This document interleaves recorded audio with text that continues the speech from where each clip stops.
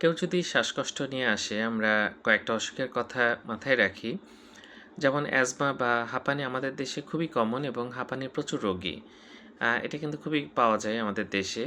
এছাড়া সিওপিডি বলে একটা অসুখ আছে যেটা যারা ধূমপান করেন তাদের মধ্যে বেশি দেখা যায়। ক্রনিক অবস্ট্রাকটিভ পালমোনারি ডিজিজ এবং এর ফলে কিন্তু প্রায় দেখা যাচ্ছে শ্বাসকষ্ট হচ্ছে। এছাড়া হার্টের বিভিন্ন অসুখে শ্বাসকষ্ট হয়। লেফট ভেন্ট্রিকুলার ফেইলিউর যদি থাকে তাহলে শ্বাসকষ্ট দেখা যেতে পারে। অ্যানিমিয়া বা রক্ত স্বল্পতা যদি হয় তার কারণেও কিন্তু শ্বাসকষ্ট হয়। এছাড়া অ্যাংজাইটি বা দুশ্চিন্তার কারণে শ্বাসকষ্ট হয়।